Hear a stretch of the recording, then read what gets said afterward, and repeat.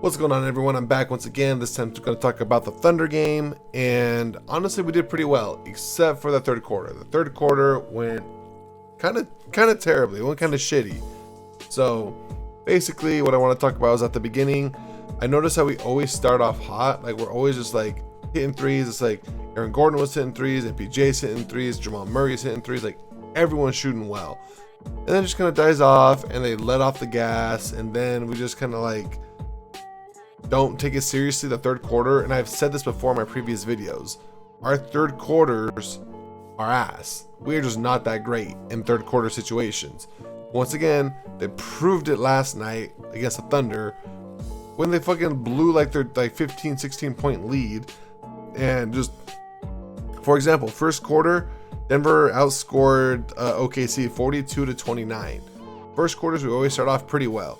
Second quarters we evened out 29-28. Third quarter we got outscored 22-38. So it's like that's where they make their comeback, and that's where Denver just does not hold their ground. It's like they're like, hey, we got a good lead, we could just kind of relax, not really do anything, we ain't gotta worry about it. Stop fucking doing that, dude. It bugs the fuck out of me. Like let's look at this third quarter. I'm just gonna throw a little montage of all the wide open layups they had, and it kind of alarms me because when they say like Jokic isn't that great defensively, he's great defensively, but when it comes to shot blocking, he is not that guy, dude. He's like, it's just there's so many times where I'm like, Jokic jump, like Jokic just attempt. Like if it was like a Giannis, or I hate to say it, but even like an Embiid, they could have jumped up and they probably could have blocked it. Jokic just isn't athletic enough to like jump up and block shots off backboards and stuff. Like when have you ever seen him jump and block someone off the backboard? I don't remember a time. So there's a lot of times where they're just going in for layups and Jokic is just kind of standing there letting them go by. I'm just like, bro, like, oh, it kills me. I love Jokic, but that aspect of his game just kills me, dude. I'm like, oh my god, come on. He does do better on not whining to the refs. I'll give him that much. Like he's doing a lot better on that, but I'm just like, bro, like his defense is just that part, just the shot blocking part. I'm like, oh, they had so many layups. I'm just gonna show just a little highlight reel of all the wide open layups that the Thunder had just in the third quarter alone.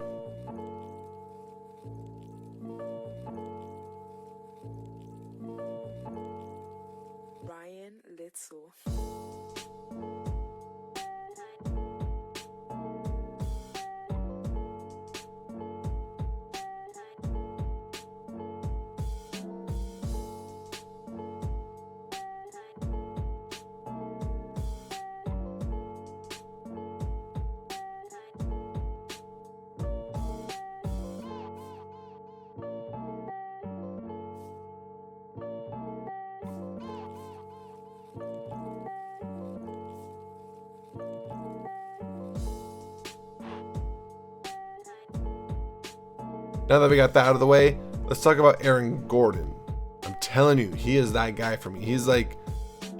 Dude, he had one of the nicest putback dunks that I've seen in a while, because I've never really seen a guy just like kind of grab the ball, palm it, and then kind of move it to the side and then throw it. Dude, I don't know what that putback was. It was beautiful though. I was like, holy shit, that was a nice ass put. I was not expecting that.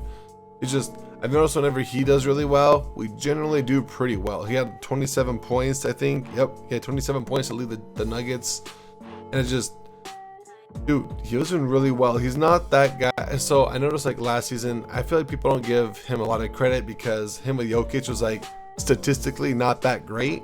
And it just kind of sucks now because this is more the role he was supposed to be in, because he's not. So last year we depended on him a lot. It was like, we need Aaron Gordon to step up. He's our second best player. We need him to do this. We need him to do this. And he's not that guy.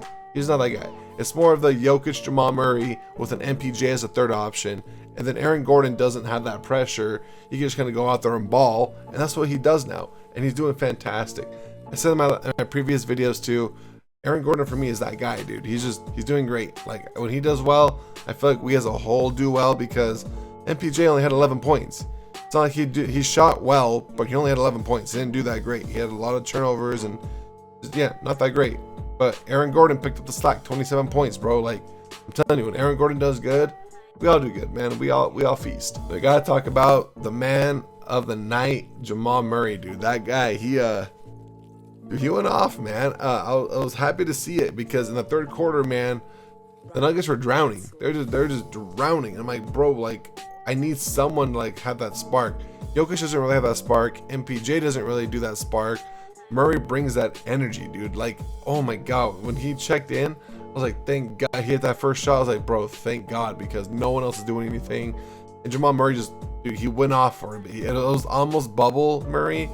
Just it was a smaller version of it, but it was beautiful to see. And that dunk, dude, that dunk, I don't care what you say, that was definitely one of the dunks of the year. When have you ever seen an NBA player going like that? Drive in with the right, kind of twirl around, twist, and then just like, so bro, on 2 defenders too. You can say he rim grazed it. I don't give a fuck. Let's say you dunk on 2 defenders. All right, I highly doubt you're gonna do that. Like it was great, dude. That dunk to me so far, dunk of the year. It was fucking amazing. I'm so glad Jamal Murray just popped off. It was fantastic because we needed that spark. We didn't have that spark, and with Jamal Murray leading that, you could just see like his energy and how hyped he was. And I was like, bro, this is a good sight because I know that hypes me up. I'm not even fucking playing. I'm just watching, and I'm fucking hype as shit.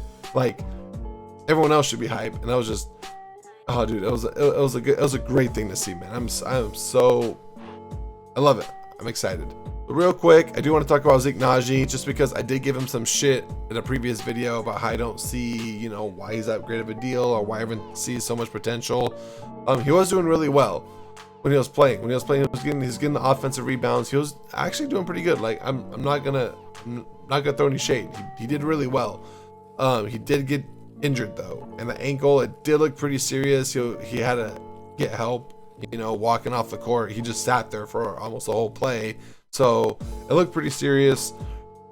I never wish injury on a player ever. I tore my ACL. I know how it goes. That shit is enough. I've rolled my ankles multiple times playing basketball. It's not. It fucking sucks. So yeah, even though I gave him a little bit of shit for the past couple videos, like I saw that he was doing really well. Maybe he just needs more minutes to show what he could do. That might be the problem too. Is that you can't really do much in like 2 minutes of play. So maybe he just needs a little bit more. He was doing really well last night. I was kind of bummed to see him get injured because, like I said, he was doing pretty well. So hopefully it's not a long-term injury. It's just a small tweak. They could ice it up, compress, all that good shit, and he'll be back because he did really well. I was kind of bummed to see him get injured. It was unfortunate, man. He was closing in too much on that closeout and just caught the guy's shoe. It was just unfortunate. I do have to give props to the OKC though. Was it Shea Gilchrist Alexander? That's what I know his name by. Let me see. Is it Shea Gil? I know it's Gilchrist Alexander. I don't know his first name. Or Gilgis? I don't know. Alexander, dude. SGA.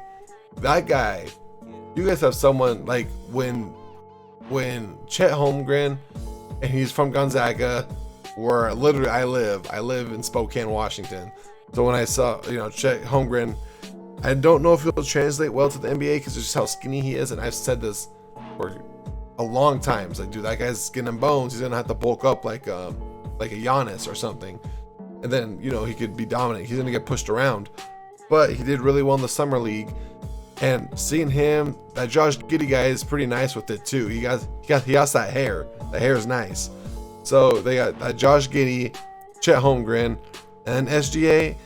Bro, OKC is about to be scary. And I heard something like they have like 15 potential first round picks up until like 2030 or some shit like that. I'm like, bro, OKC, your guys' future is looking really fucking bright.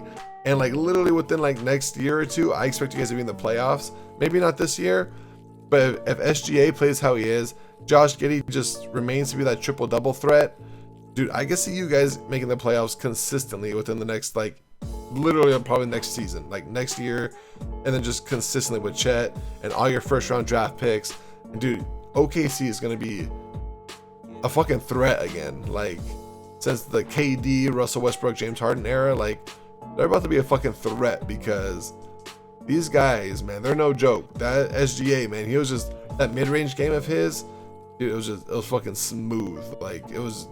I gotta give props to OKC, man. You guys got a bright fucking future, man. Like, no fucking joke. I'm actually a little bit intimidated because I could see the potential in OKC from what I saw in Denver a couple years ago, and I'm like, all right, when MPJ gets healthy, or like in the bubble when we first had MPJ, I was like, bro, I could see him he's gonna do really well. Like, yeah, he has to work on defense still, and his offense is very limited just to shooting. Like, like I said, his ball handling is just awful. Besides the point, I was like, bro, this is gonna be a good team in the future. Now they're getting pretty good, and I can see that with the OKC, bro. OKC is about to be fucking scary in the next couple seasons. It's just, I gotta give props when props are due, man. And dude, they deserve it. So the Nuggets play the Spurs, I think literally tomorrow, Saturday, and bro, Nuggets should win. However, the Spurs are doing, I thought they were gonna do terrible, but they're actually doing pretty good. They're 5-3, same record as Denver. So should be a good game. I don't know what to expect. I don't watch the Spurs. I've never watched the Spurs. Even when Tim Duncan was around, the Spurs are just boring. Like, let's just be real. Sorry, Spurs fan, but they are, man. Like, watching Duncan and Parker and Ginobili, and then when DeRozan came, I never watched their teams, bro. Their teams are just so boring. So I don't watch them. I don't know how they're doing so good, but props to them. It should be a good game since they're doing so well. Like, if you would have told me at the beginning of the season, I would have said Nuggets are going to smash. That's it, because I don't expect anything from the Spurs, but they're doing really well, so it's a toss-up, man. So I want to thank you guys so much for watching, and I'll see you guys next time. Sorry, guys, so it's not actually the end of the video. I actually wanted to go over this clip, because this clip kind of irritated me. I also have a different mic. I'm using a different one, so hopefully the audio is a little bit better. But as you can see right here, Aaron Gordon gets a 5-second call on the inbound, and it just bugs me how Bruce Brown, his body language, how he gets pissed off when it's technically Bruce Brown's fault. Like, look, he's running in the corner, not really going anywhere, guy guarding him. He goes back towards half court. As you see, when he's running back towards half court, Jeff Green is running towards Aaron Gordon. So I was bringing Jeff Green's guy up off camera. So when Bruce Brown starts to run towards half court, there's an OKC guy running towards Aaron Gordon. See right there. So it's like, even if Aaron Gordon were to throw the lob over the first defender, that second defender is going to read that and get the lob.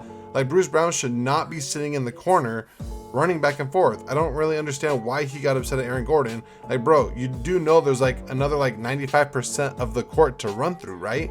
Why aren't you running into the opposite corner? Why aren't you running to the middle of the court? Why are you just running in that corner? I don't understand how you're going to get upset. Like, you need to move your ass somewhere else. It's not Aaron Gordon's fault. It's not the inbounder's fault that you're not getting open. Like, I don't know. That play just kind of irked me a little bit. So I had to go over that because, once again, Bruce Brown is just kind of running around in the corner doing nothing. Like, run somewhere else, dude. Like I said, you can see from Aaron Gordon's view that there's another defender coming up behind you. So you need to get to the middle of the court or something. Don't get mad at Aaron Gordon because you're not paying attention. I don't know. That play just irritated me, but it's actually funny because Jeff Green actually runs to the middle after the 5-second call, as you can see. So it's like, all you got to do is run to the middle. That's all you got to do. Like, yeah, bro, I'm done with it. That's it.